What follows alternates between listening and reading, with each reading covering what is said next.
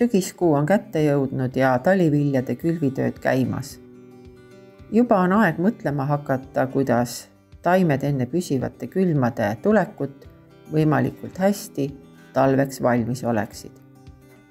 Tänases Baltic-Agro põlluteates räägingi, kas ja kuidas saame sügisel veel viimase pritsimisega taimede talvekindlust mõjutada.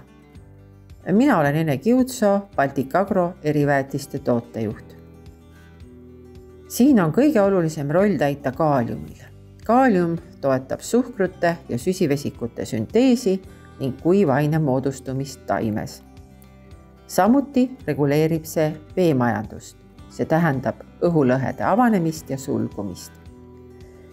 Kaaliumist sõltub väga olulisel määral taimede haiguskindlus. Kaaliumi puudusel jäävad taimeraku seinad õhukeseks, see omakorda soodustab seenhaigustesse nakatumist.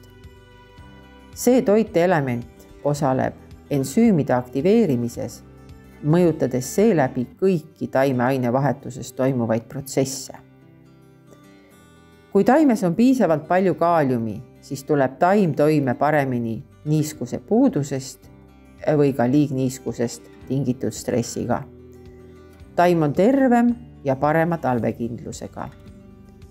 Samuti kevad-talvel esinevad suuremad temperatuuri kõikumised ei avalda nii kahjulikku mõju taime kasvule. Kaaliumi puudus on levinud just kergema lõimisega liivmuldades. Tugevamate vihmasadudega leostub kaalium neist muldadest hästi kergesti välja. Samas raske lõimisega muldades võib kaalium olla seotud olekus. Kaaliumi omastamisele mullast on takistuseks ka mulla madal pH ja liig kõrge magneesiumi sisaldus. Lehtede kaudu väetamisega enne püsivate külmade tulekut saame toetada taimi kaaliumi omastamisel. Seda võiks teha umbes 2–3 nädalat enne külmade tulekut. See tähendab, kui keskmine ööpäevane temperatuur saab olema alla +5 kraadi Celsiust. Taime kaaliumi varusid saame lehekaudse pritsimisega täiendada, kasutades selleks kõrge kaaliumi sisaldusega vedelväetisi, nagu Yaravita Safe-K 2–3 liitrit hektarile või Treidkorpi vedelväetis Final-K 2–3 liitrit hektarile. Samuti sobivad kõrge kaaliumi sisaldusega vees lahustuvad Ultrasol NPK väetised mikroelementidega. Näiteks Ultrasol 8,939 mikroelementidega või Ultrasol 13,640 mikroelementidega.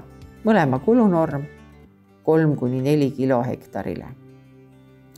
Kokkuvõtteks ütlen, et kaaliumväetistega pritsimine lehtede kaudu enne külmade tulekut suurendab taimekudedes suhkrute ja süsivesikute sisaldust, mis omakorda parandab taimede talve ja haiguskindlust. Ja see oligi tänaseks kõik. Kuldset sügist kõigile!